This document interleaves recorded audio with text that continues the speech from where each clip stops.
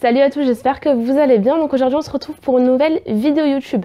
Donc il y a de ça 2 ou 3 semaines si je me trompe pas, j'avais sorti une vidéo, une journée dans mon assiette où je testais le jeûne intermittent.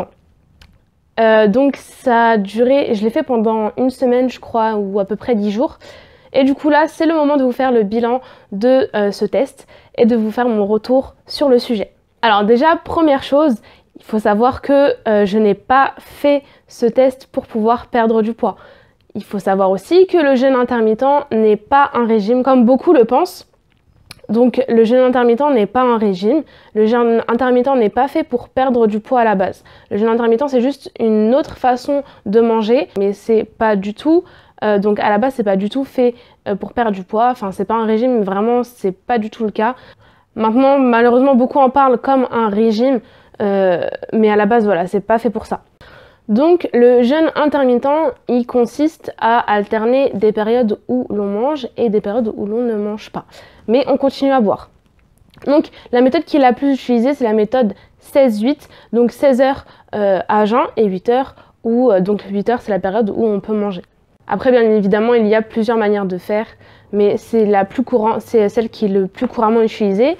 Donc en général les personnes décalent leur repas du matin, donc ils ne mangent pas le matin et ils décalent plus tard dans la journée, donc ils mangent à partir de midi, 13h en fonction de l'heure où ils s'arrêtent de manger le soir. Ensuite on va voir donc quels sont les bienfaits du jeûne intermittent. Donc les bienfaits qu'on retrouve souvent sur internet, etc.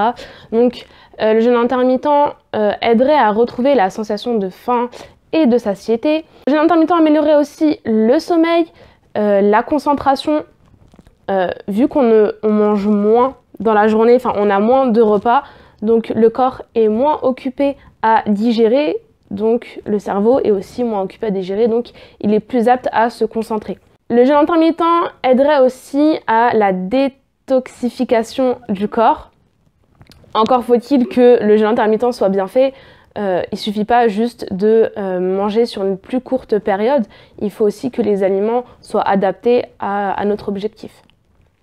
Et je crois que c'est tout. Bon après tout ce qui est bien fait, etc. Enfin vous pouvez le retrouver sur internet.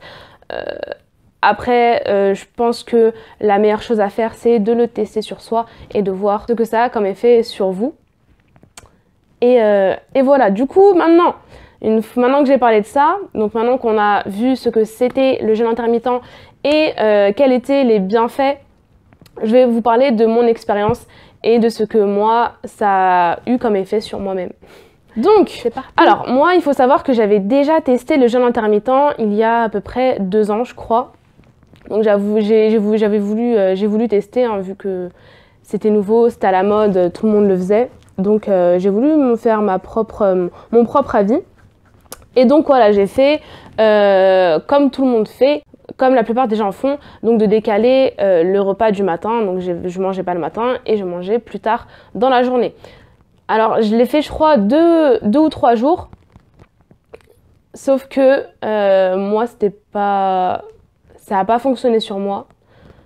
J'étais très fatiguée, j'arrivais pas à me concentrer le matin. J'arrivais pas à travailler en fait le matin. Et en fait je pensais juste à manger. J'avais qu'une envie que ça soit l'heure pour que je puisse manger quoi. Du coup je l'ai testé 2 ou 3 jours et puis bah, j'ai directement arrêté parce que j'ai vu que c'était pas fait pour moi. Et donc là j'ai retesté encore une fois le jeûne intermittent. Premier jour, donc j'ai encore une fois décalé le repas du matin et j'ai mangé plus tard dans la journée. Et du coup j'ai mangé à partir de 13h je crois, parce que la veille je m'étais arrêtée de manger vers 22h, je sais plus exactement, 21h ou 22h je sais plus. Du coup le lendemain je pouvais manger qu'à partir de 13h, sauf que moi je m'entraîne le matin, donc entre 7h et 8h ça dépend. Du coup j'avais rien dans le ventre et ça m'a fait énormément de défaut puisque mon entraînement était vraiment nul. Ouais, j'ai senti vraiment qu'il me manquait de l'énergie. Moi, j'ai l'habitude de manger le matin. Donc, du coup, j'ai clairement mal calculé mon truc là. Donc, je l'ai fait quand même le lundi. Donc, j'ai quand même continué le reste de la journée. Il me semble aussi que j'ai essayé de faire ça le lendemain, mardi. Je sais plus exactement. Mais encore une fois, j'ai vu que mon entraînement était... Du coup, j'ai arrêté. Et donc, ce que j'ai fait, c'est que je mangeais plutôt le matin. Donc, je mangeais le matin à 7h. Et je m'arrêtais de manger à 15h. Donc, de 7h à 15h, ça me fait 8h où je pouvais manger. Et donc, de 15h jusqu'à 7h le lendemain, ça me faisait 16 heures de jeûne. Et comme ça, bah, c'était beaucoup mieux puisque voilà, j'avais l'énergie qu'il me fallait pour faire mon training tranquillement. Et voilà. Il n'y a pas vraiment de règles pour le jeûne intermittent. Enfin, le truc de base, c'est 8-16 ou 16-8. Et ensuite, voilà, c'est à vous de voir ce qui vous convient le mieux pour les horaires. Il y a des gens voilà, qui vont préférer manger le matin parce que leur activité principale se trouve dans la journée, enfin ce que se trouve dans la matinée. Et il y a des personnes qui vont préférer manger le soir parce que elles travaillent par exemple de nuit ou enfin voilà quoi. Il faut vraiment faire en fonction de vous, de votre quotidien, de vos activités, comment elles sont réparties dans la journée. Donc le mythe que le petit déjeuner est le repas le plus important de la journée, c'est totalement faux. Si vous, en matinée, vous n'avez pas forcément d'activité, enfin vous travaillez dans un bureau par exemple, donc si par exemple vous, en matinée, vous n'avez pas une grosse activité et que votre activité physique, elle n'est pas centrée sur la matinée, sur la journée, vous c'est plutôt le soir, bah pour vous, le petit déjeuner n'est pas du tout indispensable. Si vous avez faim, mangez. Si vous n'avez pas faim, bah ne mangez pas. Ne vous forcez pas. Donc voilà, pour ça c'était la petite parenthèse. Et donc voilà, j'ai continué comme ça pendant une semaine, donc de 7h à 15h.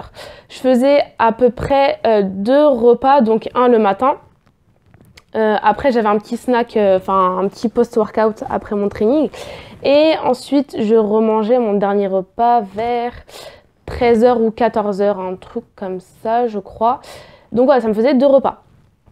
Ensuite, il faut savoir que, donc là, comme je l'ai dit, j'ai testé le jeûne intermittent, c'était pas du tout pour perdre du poids. Du coup, j'ai maintenu mon total calorique, donc j'ai pas compté pendant le jeûne intermittent, mais je faisais à peu près. Je connais mes besoins, donc j'ai pas calculé, mais voilà, je connais environ ce qu'il me faut. Étant donné que moi, en général, je mange 3 repas par jour, donc le matin, le midi et le soir, et que j'ai un snack, un post-workout, donc ça me fait 4 repas. Là, ça a été divisé par 2, vu que j'avais 2 gros repas et un plus petit repas, bah, mes repas étaient beaucoup plus conséquents que ce que j'avais avant. Du coup, voilà, pour ça, je crois, là, j'ai tout dit pour ce qui est de moi, comment j'ai fait mon petit truc.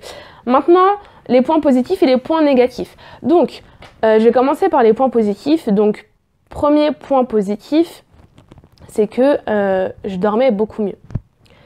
Je dormais beaucoup mieux, ça je sais d'où ça vient.